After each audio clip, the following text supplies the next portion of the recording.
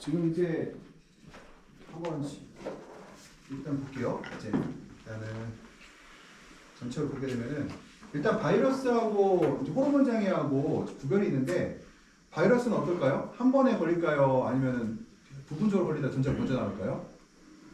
부분적으로 걸렸다가 전체가 번져 나가겠죠. 병이니까요. 그리고 이 바이러스하고 호르몬하고 차이가 또 하나가 바이러스는 일반적으로 보면은 그 벌레가 옮기는 게 많아요. 뭐 TMV도 그렇고 TSWV도 그렇고 되게 바이러스들은 벌레들 옮기거든요. 그러면은 그 바이러스는 고온기 때 많이 와요? 아니면 저온기 때 많이 와요? 고온기 때 많이 오고 저온기 때는 좀 들어오겠죠. 얘들은. 그래서 그런 차이가 있다. 그래서 그 다음에 우리가 이 바이러스를 걸리게 되면 처음 어떻게 해야 돼요? 대책이? 바로 제거하는 게 원칙이에요. 일반적으로. 제거 원칙이고 경우에 따라서는 제거를 안 하는데 언제 수확이 완료될 때쯤 되면 근데 정식 초기에나 정식 중반기 때는 제거하는 게 원칙이다. 그다음에 그리고 바이러스는 약제 방제가 가능한가요? 바이러스 자체로? 안 되죠. 벌레를 제거하는 수밖에 없어요. 바이러스 약은 없어요. 지금 현재는 바이러스 약은 없고 바이러스를 제거하는 게 그러니까 바이러스 제거하고 해충을 제거하는 것이 기본이고요. 그다음에 철개 피비를 봤을 때 철개 피비 보통 pH에 의한 원인도 있지만 또 뭐가 있다고 했어요? 바로 습해에 의한 원인도 있고 저온에 의한 원인도 있어요. 그래서 철결핍은 보통 우리가 근고 온도가 낮아도 발생하고 또 습도가 같이 근고 습도가 높아도 발생하고요. pH가 너무 높아도 발생한다는 거죠. 이것들이요. 예, 그래서 생각하시면 되고 보통 요 피해를 봤을 때 보면은 2022년 12월 24일이거든요. 오전 10시인데 지금 전체적으로 전문입병이 많이 발생했단 말이에요. 그러면은 발생한 원인이 뭘까요? 바닥에 노출되어 있죠. 흙이. 그 흙이 올라오고 있고 측면 커튼을 아침에 열어놨기 때문에 온도 편차가 크게 발생하고 있고요. 그 다음에 이런 온실들은 또 온실의 온도가 이파리가 볼게요. 이파리가 많아요 적어요? 12월달 치고 잎이 많죠. 이런 원인들에서 전문입병이 더 심하게 발생했다는 거고요. 그러면 이때 이제 잎이 이런 상태 온도가 천천히 올라간다는 병이 덜 걸리겠죠. 이것들이요. 예. 그 다음에 요거 보시게 되면은 이 그래프를 보게 되면요 어떤 문제가 있을까요? 첫 번째가 온도가 두 개가 있죠. 어떻게 편차가 어때요? 크죠. 그다음 아침 온도가 너무 어떻게 해요? 빨리 올라가고 있죠. 그래서 결로가 많이 생긴다는 거였죠. 그 다음에 수분 무조건 볼게요. 수분 무조건이 3에서 4가 나와요. 야간이 3에 4가 하면 높아요 낮아요? 높은 편이죠. 높은 편이라는 건 병이 걸려 안 걸려. 수정물이 높다는 얘기는 건조화되니까 오히려 병은 안 걸려야 되는데 수분 부족이 높은 상태에서 병이 걸렸죠. 이건 다른 문제. 그러니까 온실내 습도가 높지는 않다는 얘기예요. 습도 때문에 걸린 건 아니다. 그다음에 속도가 빠르고 그다음 조절관을 못 하고 있죠. 온도가 계속 아래로 떨어지고 있으니까 열량이 충분하지만 조절관을 정상적으로 제대로 못 하고 있다. 그러다 보니까 곰팡이병이 심하게 발생하더라는 거예요. 결로가 심해서. 그 다음에 토마토가 시든다고 하면요 어떤 증상이 있어요? 보통 우리가 토마토가 시든다 그러면은 잠깐만 시든다고 하면은 대표적인 게 시드름병도 있고 풋마름병도 있고 선충도 있죠. 그 다음에 뭐 잎곰팡이나 이런 뭐 제피곰팡이로는 시드나요? 그렇진 않죠. 그냥 그건 시들지 않고 잎이 썩거나 과일이 썩어버릴 테죠. 이런 것들은요. 그 다음에 우리가 제초제를 볼게요. 여기 보면 이게 제초제 피해잖아요. 제초제 피해가 되게 많은데 이 제초제 피해라는 거는 첫 번째가 지하수에서 감염될 수가 있죠. 지하수에 그 제초제가 들어가서 발생하는 경우도 가끔 있더라는 거예요. 이거 많지는 않지만 가끔 발생하고 있고요.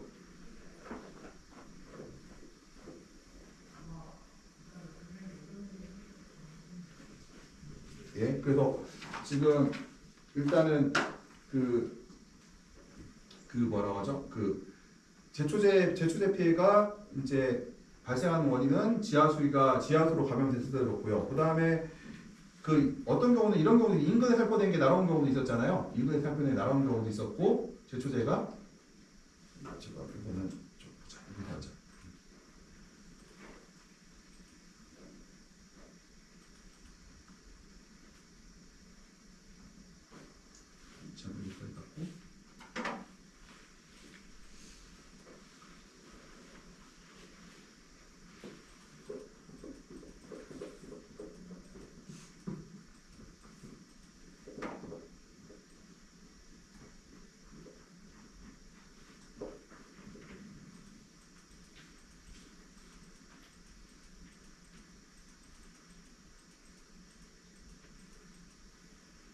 제초제가 이제 인근 온실에서 날아오니까 1, 2주 사이에서 떨어진 것도 있고 이렇게 지하수에서 오염된 경우도 있었고요. 그 다음에 어떤 경우는 뭐 제초제를 사용했던 도구에서 오는 경우도 있었고 또 어떤 경우는 인근에서 뿌린 제초제가 온실 안으로 날아오는 경우도 있었거든요. 근데 이 제초제는 하나 여쭤볼 게 있는데 제가 흙하고 만나면은 어떻게 된다고 했어요? 금방 불용화가 되고 플라스틱이나 파이프 같은 데 붙게 되면은 유리 같은 데 붙게 되면은 오랫동안 남아 있는다고 했죠. 그래서 제초제는 특히 흙하고 만나면 불용화가 잘 되는데 일반 뭐 유리나 플라스틱이나 그런 파이프 같은 데 붙었을 때는 오랫동안 남아서 피해를 줄 수도 있다 정도 생각하시면 될 것 같고요. 그 다음에 요거 볼게요. 요거 다 빠뜨렸네. 그래서 요거를 볼게요. 요거는 지금 요게 아까 여기가 네. 요거는 보시게 되면은 이게 정상적으로 운영이 되는 온실이거든요. 보시게 되면은 일단은 HD 값이 낮이 어때요? 맞아요. 2에 4 정도 되죠. 흐린 날인데 2에 4 정도면 이건 정말 제대로 하고 있다는 얘기예요. 제대로 하고 있다는 얘기가 되고 온실 내 수분 편차가 어때요? 온도 편차가 적죠. 그 다음에 주간 수분 3, 4로 흐린 날 지금 적당한 치고요. 오전 온도 상승이 어때요? 잘 되고 있죠. 천천히 잘 올라가고 있고. 그 다음에 야간 수분 부족은 어때요? 현재? 높아요? 낮죠? 뭐 이런 것들을 한번 데이터를 해석하는 거 한번 보시면 될 것 같아요. 이거 보고 어떻게 해석하느냐. 그 다음에 또 이제 그다음 호르몬제를 뿌릴 때 보게 되면 저희가 이제 호르몬을 뿌릴 때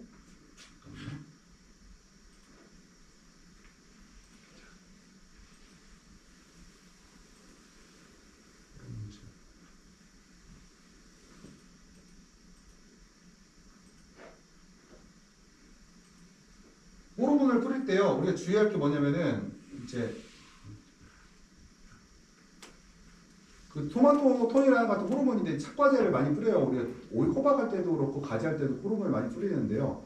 호르몬을 뿌릴 때 이제 주의할 게 뭐가 있어요. 호르몬을 뿌릴 때는 첫 번째 세력이 초대가 약할 때는 뿌리지 않는 게 좋을 것 같고요. 그 다음에 호르몬을 뿌릴 때는 이제 적용농도 살포를 해야 될 거고요. 그 다음에 이렇게 적용약 살포기가 있는데 이런 식으로 고압으로 뿌리게 되면은 이렇게 해서 위에서 아래로 막 뿌리게 되면은 그 흔히 말해서 훨씬 더 피해를 촉발시킬 수가 있거든요. 이것들이요.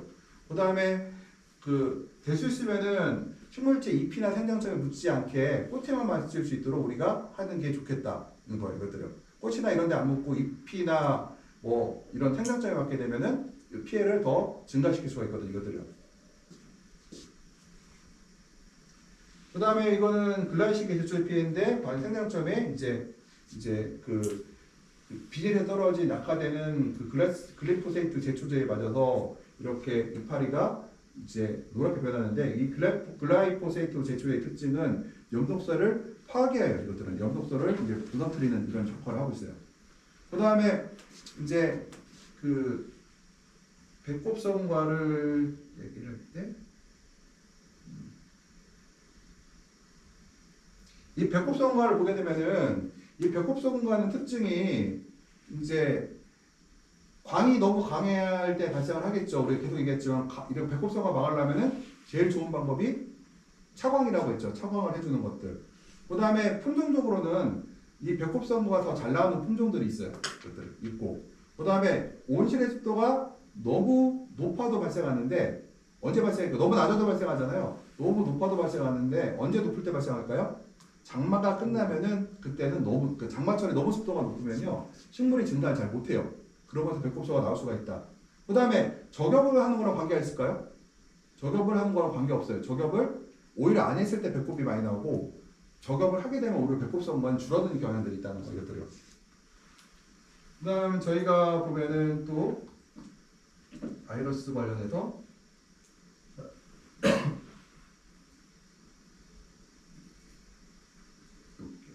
이 바이러스 관련해서 보게 되면은 이 원래 이제 토마토 같은 경우는 바이러스를 이제 이렇게 좋아하지 않는 그런 품종들이거든요. 근데 이게 만약에 여러 품종들, 그러니까 내가 토마토 심으면서 오이를 심거나 오이 심으면서 상추를 키우게 되면은 바이러스병이 더 많아질까 적어질까? 여러 품종을 동시에 심게 되면 여러 작물을 같이 심으면 더 많아져요. 그래서 우리가 재배하는 품종을 여러 품종을 동시에 심는 것은 좋지 않은 방식이 되겠고요.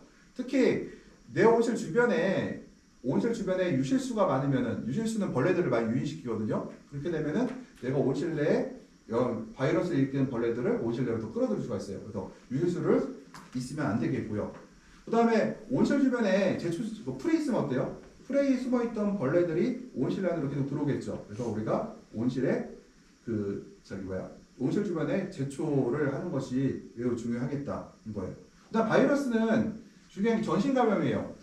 얘를 뭐 일부만 이상 증상이 생긴 데만 잘라낸다고 해서 바이러스가 없어지는 게 아니라 온실 그 식물체에 대해 전체 바이러스가 이미 퍼져 있는 상태다. 그래서 그러니까 원래 바이러스는 기본적인 원칙은 제거하는 게 원칙인데 이제 수확기가 거의 종료가 됐다. 한 달 남았어요. 그럴 때는 굳이 제거 안 하죠. 어차피 적심 치고 그러면은 우리가 수확은 가능하거든요. 그렇지만 정식 초기나 중기 때는 제거하는 게 원칙이 되겠다. 그 다음에 이 TSW라는 거는 누가 옮겨요? 이거는 TSW는 벌레가 옮기는 벌레 중에 총체벌레가 옮기죠. 예, 총체벌레가. 황하인말린 바이러스는 담배가루가고 얘는 총체벌레가 옮겨요. 그래서 총체벌레나 이런 벌레들은 추울 때 잘 자랄까요? 아니면 뜨거울 때 잘 자랄까요? 뜨거울 때 그리고 습할 때 잘 자라요? 건조할 때 잘 자라요? 건조할 때 잘 자라요. 습하면 벌레들은 날개가 있어서 물이 묻으면 싫어하거든요. 그래서 고온 건조한 걸 좋아한다 이렇게 하시면 될 것 같아요. 그 다음에 우리가 초대가 이렇게 보면은 초대가 약해지면 속이 비는 증상이 발생해요. 속이 비는 것이 나오면은 우리가 원칙적으로 뭐 해야 돼요? 저는 어떤 원인이든 간에 속이 비는 증상이 발생하면은 즉시 적심을 쳐요. 왜냐면 증산량이 그러니까 수분이 흡수할 수 있는 물의 양보다 증산량이 많다는 얘기거든요. 그러면 증산량을 줄이기 위해서 치기도 하고 또 하나가 속이 비기 시작하면은 상품과를 얻을 수가 없어요. 그래서 우리가 제거를 하고요. 그 다음에 이런 증상들은 속이 비는 증상들은 뭐예요? 물 흡수 능력이 떨어질 때 발생하겠죠. 그 다음에 뿌리 발달이 저조하면 발생할 테고요. 그 다음에 또 뭐예요? 광이 강할 때 발생하겠죠. 증산량이 많을 때 것들은.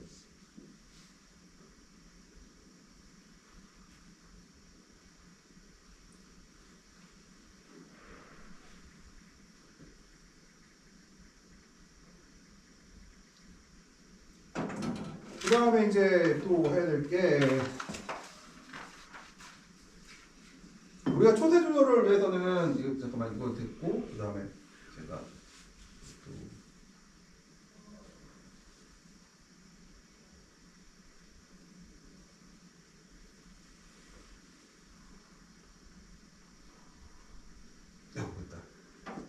이거하고 요거는요 우리가 부족이라고 해서 이제 식물이 증산하는 물의 양보다 흡수하는 물의 양이 많은데 증산을 제대로 못할 때 발생하거든요. 그래서 요거는 기공을 막혔을 때 많이 이런 일이 발생을 해요. 특히 기름 성분이 들어있는 걸 뿌렸거나 아니면 체온이 떨어진 상태에서 근압이 강할 때 발생을 하거든요. 그래서 이거는 해결할 수 있는 방법이 일단은 증산량을 늘려주는 방법, 그러니까 기공을 열어주는 방법이 되겠고, 그 다음에 물량을 줄여주면 되겠죠. 이시를 높이고 함수량을 떨어뜨리면은 아마도 이런 부종 증상이 완화될 거고요. 그 다음에 이렇게 되면 조직이 죽었잖아요. 여기서 이제 곰팡이들, 그러니까 특히 잿빛 곰팡이의 피해가 2차로 발생할 수 있겠다 정도고요. 그 다음에 이제 우리가 고시스팟이라고 하는 이제 증상을 좀 볼 건데 이제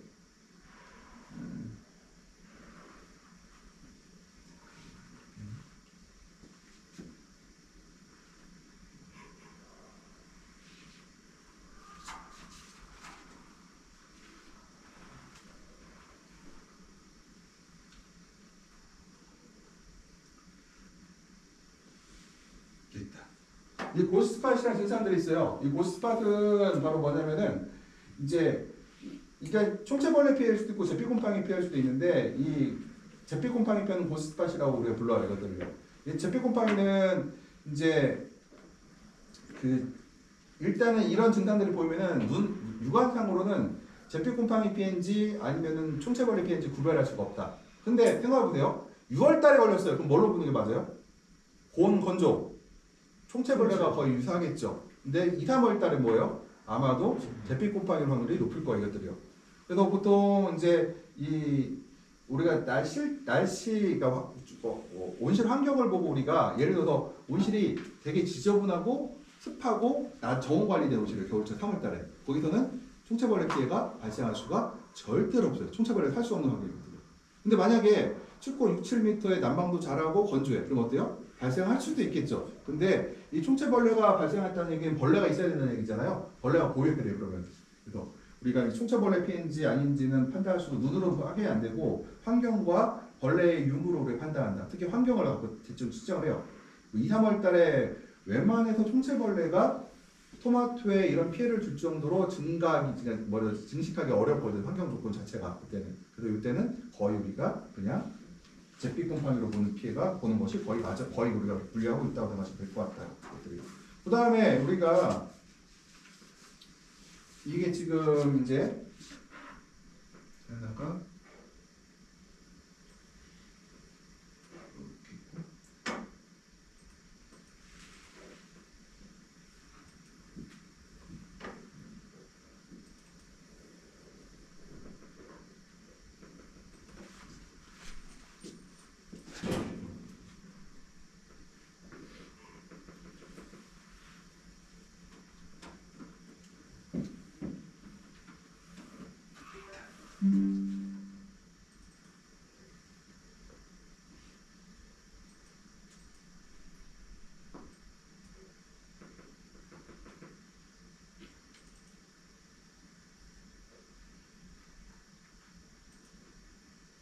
저희가 이거를 좀 이런 거 볼게요.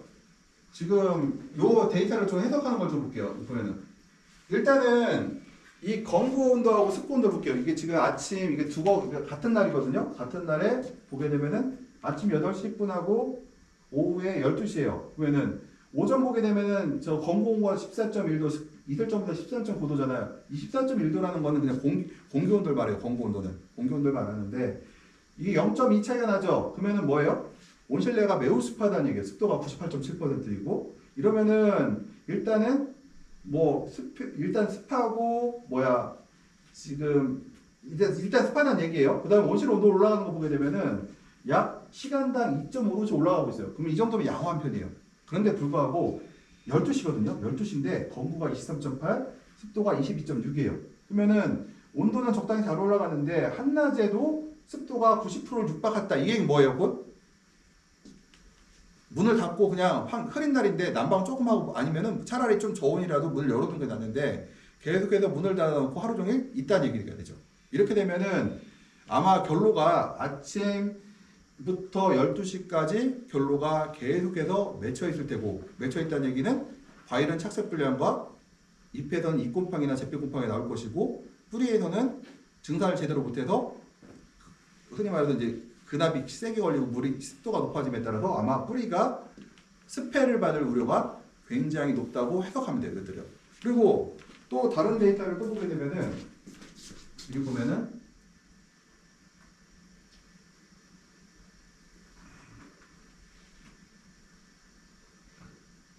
여기 볼게요. 지금 여기 보면은 지금 아침에 이제 해가 뜰 때 14.7도이고 14.7이라는 얘기는 습도가 거의 100%라는 얘기거든요. 이거는 100%예요. 굉장히 습하고 결로가 생긴 거고. 그 다음에 지금 여기 보면은 한 아침에 몇 시에요? 여기가 10시 4분 되니까 25.4도가 되고 24.3도가 돼 있어요. 근데 습도가 92.6%죠. 매우 습하죠. 그런데 여기 보면은요, 갑자기 여기서 온도가 뚝 떨어져요. 아래쪽으로. 요로. 이 얘기는 뭐냐면 10시 이후에 급격한 결실까지 온도가 급격히 떨어진다. 여기서부터 온도가 뚝 떨어지고 여기로 떨어지거든요. 이 떨어졌다는 얘기는 온도가 거의 몇 도까지 떨어졌냐? 지금 여기 상으로는 거의 한 6, 7도까지 떨어졌거든요. 그러니까 순식간에 떨어져 7도가. 찬 공기가 온실에 확 들어왔다는 얘기거든요. 문을 거칠게 한 번에 열었다는 얘기예요. 그럼 이 온실을 어떻게 해야 돼요? 온실을 열 때 조금씩 천천히 열어줘야 되겠죠. 일단 아침에도 열어야 되고 오후에도 열려면 어떻게 해야 돼요? 아침 8시부터 10시까지 문을 조금씩 천천히 열어갔으면 이런 그래프가 안 나올 텐데 지금 이런 그래프가 나온 건 뭐다? 문을 가둬놓고 있다가 오늘 갑자기 한 번에 확 열었다는 얘기가 돼요. 이렇게 되면은 식물체에 아주 치명적인 찬 공기 맞아서 생장점이 낮아갈 수도 있고, 그 다음에 꽃이 떨어질 수도 있고, 그 다음에 여러 가지 장애를 일으킬 수가 있겠다. 이렇게 되면 그리고 곰팡이병도 많이 오게 되죠. 그러면 또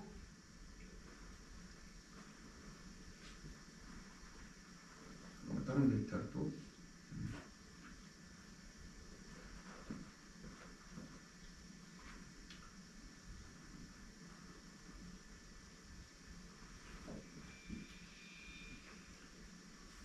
요거는 잠깐만. 요 데이터를 보게 되면은 지금 아침 9시경에 공기 온도는 9.8도이고요. 뭐 습도는 뭐 94.6%. 하여튼 뭐 지금 일단 저온이에요. 굉장히 어떤 작물을 키우는 딸기 빼고는 다 저온으로 보시면 돼요. 토마토가 됐던 뭐 오이가 됐던, 특히 오이는 재배 자체가 안 될 거고, 파프리카 같은 경우는 토마토는 그나마 방울토마토는 재배는 될 텐데 일단 저온이라는 거 정도 알고 계시고, 뭐 저온이 문제는 아닌데 뭐 이렇게 하면 생산이 좀 적으면 돼요. 좀 덜 따면 되는데 문제는 여기서 9.8도였다가요. 그 다음에 뭐 습도는 90, 여기까지 오키다 쳐요. 그러면은 지금 시간이 여기서 보면은 10시 35분이죠.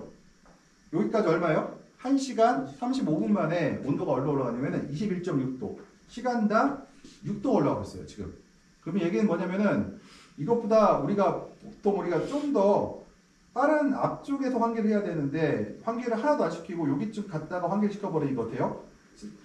온도는 뭐 14, 이제 여기서 환기를 시켰거든요. 환기를 시켜버리니까 지금 습도가, 온도가 지나치게 빨리 올라가는 여러 가지 문제들이 발생하고 있다는 거고. 그 다음에 제가 다른 데이터 하나 보여드리면은, 이거는 그 프리바 컴퓨터가 아니라 일반 저기 환경 데이터를 본 건데요.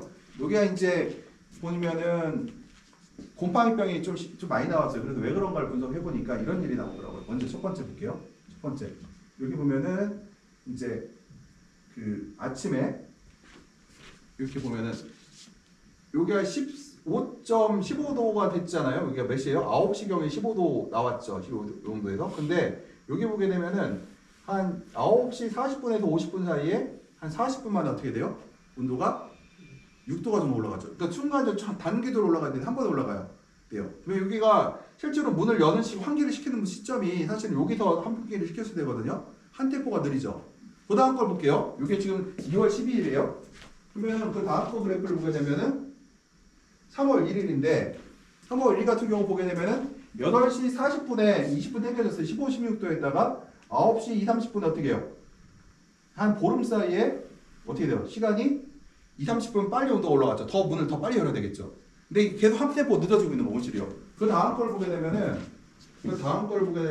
여기서 여기가 8시 20분에 아까보다 20분도 빨라졌죠.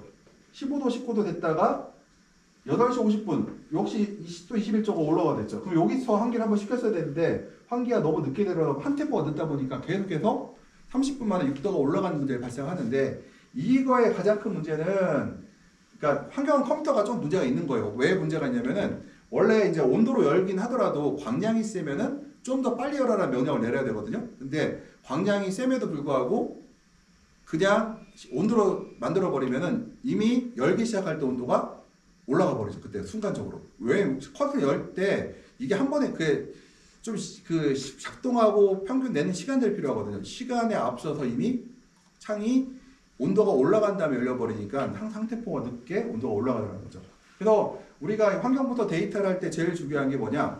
온도가 얼만큼 빨리 올라가느냐 하고 절대 습도, 그러니까 그 습도, 그러니까 결로점이라든가, 그러니까 HD 값이라든가 상대 습도의 데이터 또는 결로점 온도를 봐서 내가 공기 온도하고 저기 이틀점 온도하고 비슷해지면 뭐예요? 결로가 생길 확률이 굉장히 높다는 얘기고 전체가 걸릴 확률이 높다는 얘기죠. 그래서 이 결로점 온도와 그 온실의 온도가 유사해질 것 같으면은 빨리 환기를 시켜서 조금이라도 환기를 해주는 것이, 환기를 해주면 일단은 결로점 온도가 내려가거든요. 밑으로요. 환기를 안 해서 습도가 올라가면 올라가고요. 그러면은 현재 온도보다 결로점 온도가 항상 아래쪽에 몇 도, 3, 4도는 아래쪽에 내려갈 수 있도록 환기를 시켜야 된다는 것들을 부정하면 될 것 같아요. 이걸 안 했을 때 곰팡이병이 매우 심해진다. 오늘 이거는 이제 중간고사 자료는 이따가 저녁 때 올려놓을게요. 이거 한번 보시고.